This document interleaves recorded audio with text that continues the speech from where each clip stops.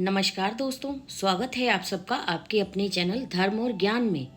तो चलिए कार्तिक के महीने की एक खास कहानी आज आपको सुनाते हैं, पंच भीखों की कहानी। ये कथा कार्तिक के महीने में खास तौर पर आखिर के 5 दिनों में, जो कि 23 तारीख से 27 तारीख तक हैं, अवश्य सुने। किसी गांव में एक साहूकार था और उसका एक बेटा व बहू भी थे। बहू कार्तिक माह में रोज सवेरे उठकर गंगा स्नान के लिए जाती थी। सुबह जल्दी जाते समय वह किसी भी पराये पुरुष का मुंह नहीं देखती थी। एक राजा का बेटा भी सुबह सवेरे गंगा स्नान के लिए जाता था।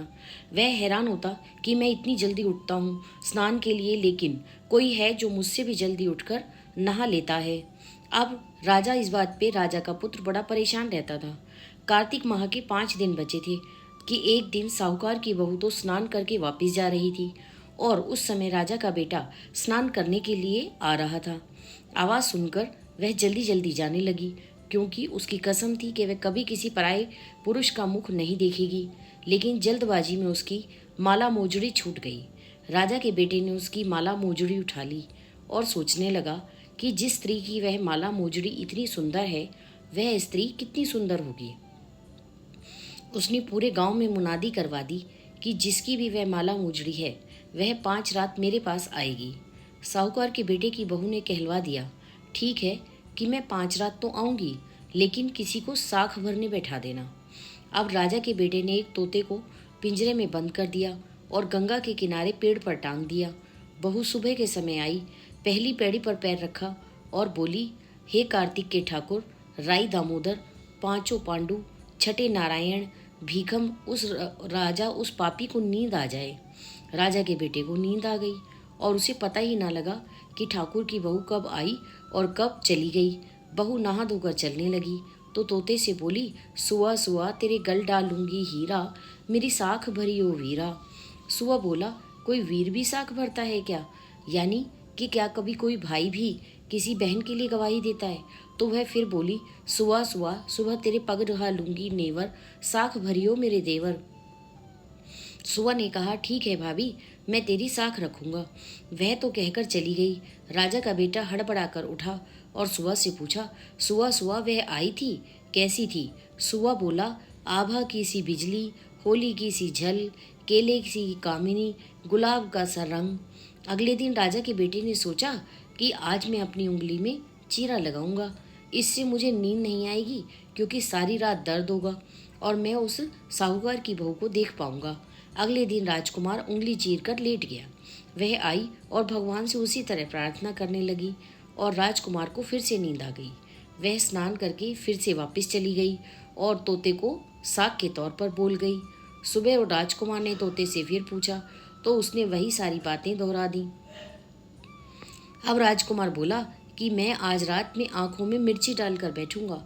रात में वो आंखों में मिर्ची डालकर बैठ गया ताकि उसे सारी रात नींद ना आए। बहू फिर आई, उसने फिर राई दामोदर से प्रार्थना की, जिससे कि उसे फिर से नींद आ गई। अब तो राजा बड़ा ही परेशान था। अगले दिन वह सुबह फिर उठा। राजकुमार ने तोते से बहू के आने की बात पूछी। उसने फिर बता दी कि हाँ, साहूकार की बहू आई थी। राजकुमार अब फिर सोचने लगा कि आज मैं बिना बिस्तर के ही बैठूंगा और रात को बिना बिस्तर के बैठ गया। जब वो स्नान करने आई तो उसने फिर से भगवान से प्रार्थना की कि हे भगवान, इस पापी राजकुमार को नींद आ जाए। और राजकुमार को नींद आ गई। जब वह नहाकर जाने लगी तो आंख बंद करके चली गई। राजकुमार जब उठा तो वह जा चुका था। राजकुमार फिर सोच में पड़ गया और सोचने लगा कि आज क्या करूं। आज मैं अंगीठी जलाकर बैठूंगा, जिससे कि नींद नहीं आएगी। और फिर वह रात को अंगीठी जलाकर बैठ गया। अब उसे पूरी उम्मीद थी कि आज रात मुझे नींद नहीं आएगी। आज की रात 5वीं रात थी। साहूकार की बहू आई और भगवान से प्रार्थना करने लगी कि आपने 4 रातें तो निकाल दी, अब ये रात और निकाल दो, मेरी इज्जत रखना। भगवान ने उसकी बात सुन ली और राजकुमार को नींद आ गई। जब वह नहाकर जाने लगी तो तोते से बोली कि इस पापी को कह देना कि 5 रातें पूरी हो चुकी हैं, वह मेरे मोतियों की माला मेरे घर को भिजवा दे। सुबह राजकुमार की आंख खुली तो वो बहुत हैरान, क्योंकि 5वीं रात भी उसको नींद आ गई थी। उसने तोते से पूछा कि क्या वो आई थी? तो तोते ने कहा, हाँ वह आई थी और उसने अपनी माला मंगवाई है। यह सुनकर राजकुमार सोचने लगा कि वह तो सच्ची थी, तभी तो भगवान ने उसका सत रखा और मुझे नींद दिलवा दी। कुछ कुछ समय के बाद राजकुमार को कोढ़ हो गया। राजा ने ब्राह्मण को बुलाकर पूछा कि मेरे बेटे का शरीर इतना क्यों जल रहा है, क्या कारण है। ब्राह्मण ने कहा, सारी बात विस्तार से राजा को बता दी और राजा से कहा कि इसने क्या गलती की थी, इस वजह से इसको ये पाप मिला है। ब्राह्मण ने कहा, इसने पतिव्रता स्त्री पर बुरी नज़र डाली, इसलिए यह इस रोग से पीड़ित हुआ है। राजा ने इसके ठीक होने का उपाय पूछा तो ब्राह्मण ने कहा कि यह उस साहूकार की बहू को धर्म की बहन मान ले और रोज उसके नहाए हुए पानी से यह स्नान करे, तभी इसका यह कोढ़ का रोग ठीक हो सकता है, अन्यथा नहीं। क्योंकि साहूकार की बहू बहुत ज़्यादा धार्मिक है और वह उसकी सत्ताई बहुत है। राजा साहूकार की बहू की माला लेकर साहूकार के गया और बोला कि यह माला आपकी पुत्रवधू की है, इसे ले लें और आपकी बहू के नहाए हुए जल से मेरे बेटे को नहला दें। साहूकार बोला, वह तो किसी पराये पुरुष का मुंह तक नहीं देखती, आप ऐसा कीजिए, इसे इस नाली पर बैठा दीजिए, जब वो ऊपर नहाएगी तब नीचे इस नाली के पानी से आपका पुत्र नहा लिया करेगा। राजकुमार ने थोड़ा सा तो मन में पछतावा किया, लेकिन उसने वैसा ही किया जैसा ब्राह्मण ने बताया था और कुछ समय बाद उसका शरीर चंदन सा शीतल हो गया।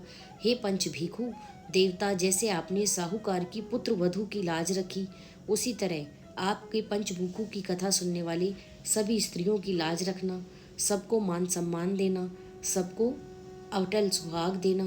देवता, जैसे आपने साहूकार की पुत्र वधू की लाज रखी, उसका सत रखा, वैसे ही सबका ही रखना। तो चलिए दोस्तों, अब आपको सुनाते हैं पंच भिखु का गीत। ये बहुत ही महत्वपूर्ण गीत है और हो सके तो आप पंच भिखु के 5 दिनों में इस गीत को 5 बार अवश्य सुनें। आपका सुहाग अटल रहेगा। और आप सबको से प्रार्थना है कि इसी तरह की अच्छी अच्छी कहानियों को सुनने के लिए चैनल को लाइक, शेयर और सब्सक्राइब कर दीजिए।